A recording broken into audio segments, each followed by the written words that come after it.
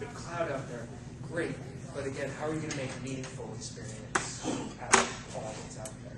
So without further ado, I think Zach and I'll bounce back a little bit. Yeah, I think the idea that we're getting into meaningful experiences, all these different technologies are coming out. It's getting really easy for us to push content all over the place, and pull content all over the place. We need to kind of ask the why that's involved in there, question. And yeah, this is a really exciting time.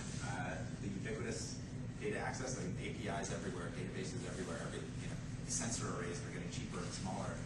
Our ability to collect, store, and disseminate data is growing geometrically. And at the same time, the limitations of our technology are actually diminishing at a pretty astonishing rate, to the point where most things you can imagine will probably be possible in your lifetime, teleportation aside. Teleportation aside.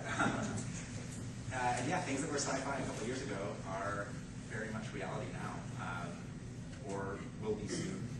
And hopefully not this. This is actually a segue to a video I was going to show. I don't know if you guys remember this part of the third video. And we're actually interested in the interface.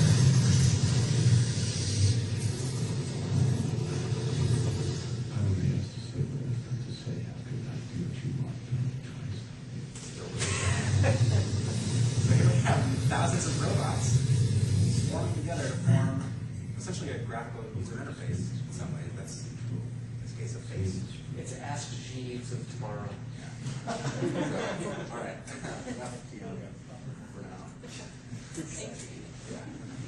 Yeah. But the point that I want to make here is this is real. This is actually, we have this technology. This is an old photo of some prototype swarm robots. I think they're actually bombs. I'm just noticing. They'll find you. Yeah. And we're actually making them even smaller and smaller. And I won't show the videos, but MIT is making some that fly and light up and work in sync. So you can imagine we're not actually that far from building that little evil face if we wanted to. But why would you? Yeah, and that's so. There's a lot of cool technology out there. The question that we always like to ask is why. Yeah. Somebody thought this was legitimately a good idea, a good experience. So you can, technology is not Everest. It's a means to an end. It's not something that is an end unto itself. I think that's the point we want to make. That said, I think the power of technology is clearly evident to probably all of us in this room.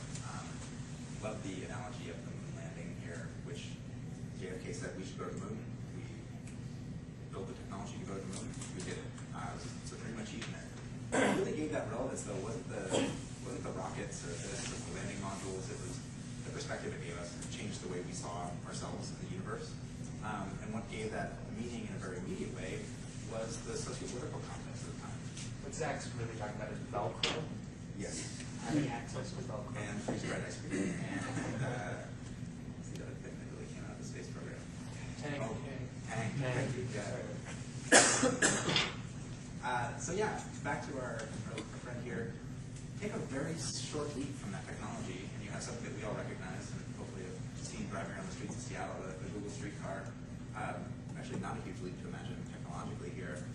And we can probably all agree that Google Street View is a pretty phenomenal, pretty powerful tool, and a pretty wonderful experience in a lot of ways. Not that it's not flawed as well, but the difference is the content. The difference is the way that this has basically worked its way into our lives and the way that it's changed the way that we interact with the world. And there's a whole lot of potential for it to grow. Yeah, this is a long way to go, but wow, this is, you guys remember the first time you saw this? You're just like, wow.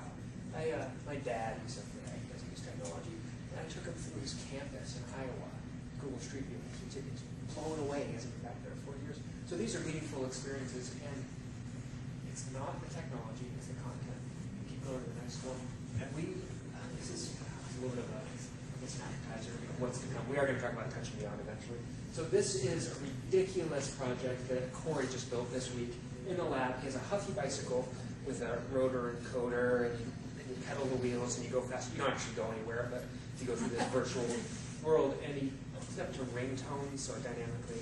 Unfortunately, the ringtones are like Mario And the faster you pedal, the faster it goes, and all of a sudden I get anxious because I need to save the princess before the time. So this is not a meaningful experience. It's fun, it's full of delight the first couple times you use it, and that's great. That's something we all look for in our interactive models.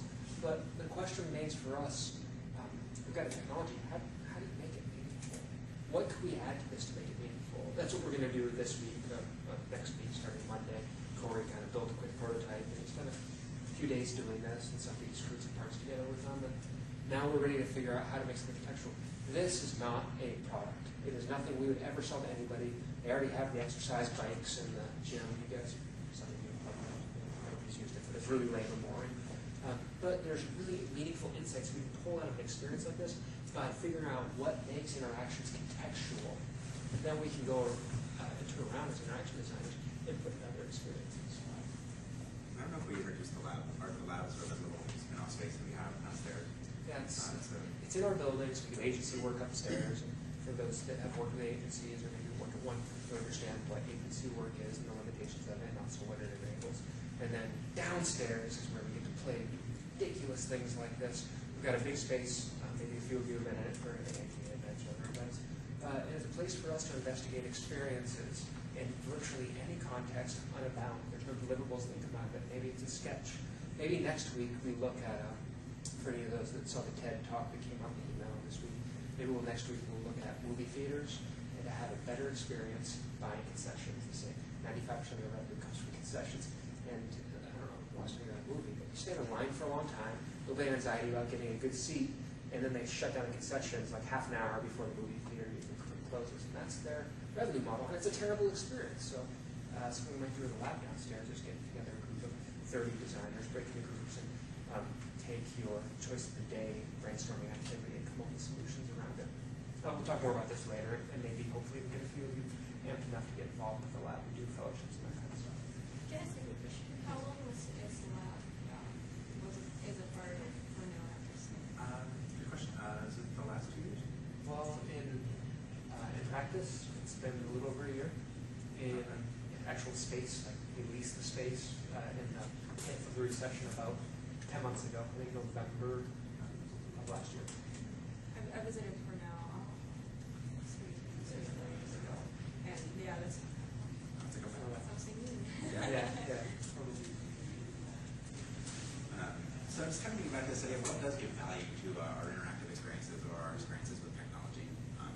For the sake of this presentation, I'm going to say content. I know that's a gross oversimplification, that what gives us meaning and how I derive meaning from my iPhone is it's emotional, and it's human, and it's interconnectedness, and it's delight and fun and learning. But for this sake, all those things are actually coming our way vis-a-vis content. If you can't serve me the content in a way that's relevant, then it's not going to be a powerful experience, no matter how whiz-bang it is. Here's an example of arguably mediocre design and arguably,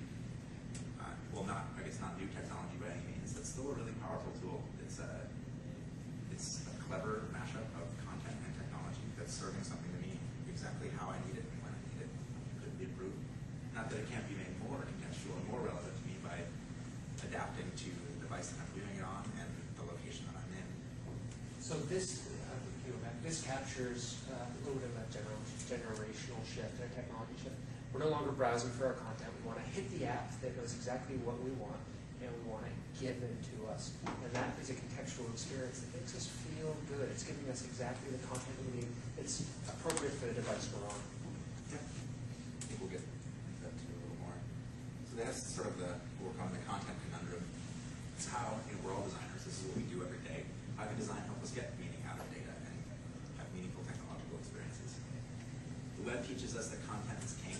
We'll kind of amend that to say relevant, meaningful content is king. And when we're talking about relevance, we're really talking about context. And this is going back to the Google or the Yelp example. It's is this adapted to who I am, where I am, what I'm doing, what kind of day it is, what season it is. All those things add power to a tool by making it more contextual. Something that's meaningful is inherently personal to me. Facebook is probably the big elephant in the room on that. But is this personalized? Is it adapting to me based on, is it learning? Is it adapting to me based on my inputs, based on things that it's extrapolating about me from other sources? And because we're all in this business, we understand that contextual, personalized are extremely valuable, both to me as a user and to us as companies and organizations. Case in point for the value. Again, none of these are perfect examples. I think all things that can be vastly improved, but things that are deriving power from serving content in a way that's contextual and personal. And we had the Minority Report example up there earlier. This is obviously not. Amazon is so far from that really cool gestural interface where Tom Cruise is throwing things around. But it works. It's powerful. And it's powerful not because it's flashy, but because it's personalized and it's adapting and it's contextual to who you are. Netflix, of course, another example. So what is the role of design in putting all this together in this sort of nexus of content and technology? Here's an example that I'd like to give my shout out to Apple.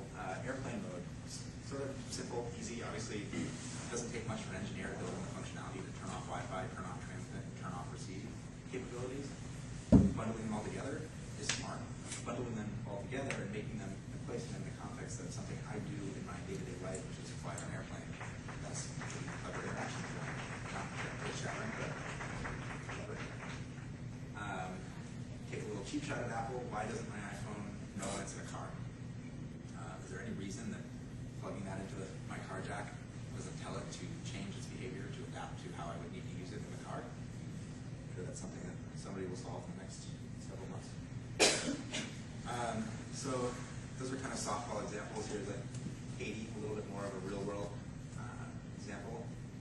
Tons of data came out of Haiti immediately after the earthquake about needs, where people were, where supplies were, where safe areas were. What we lacked was sort of a meaningful way to pull it all together and then push it back out to people who could make use of it. So that's the kind of thing that's an interaction design challenge. That's not a political challenge. That's something that actually could be vastly improved with the right kind of thinking. So meaningful solutions and meaningful experiences have a lot in common. We've got big challenges to solve as interaction designers, and it does need to span a plethora of screens. What we're going to look at second is a piece of work that we just did. And we're going to talk about how in some ways it worked really well, and we're also going to take a dig at ourselves and explore a few ways it could be better. Because we're not perfect. This is a place that's emerging. It's a category in the work we all do as interaction designers that needs to be investigated further. So we're not there yet. Sorry. I got ahead of myself. So we talked about the free screens, the cloud, or however you want to look at it. We have all these different mediums. And I guess it's how the content manifests across all the screens in the right way, thoughtful of what we're doing and where we are. Because it's not always thoughtful of where we are. And it should be. The phone should know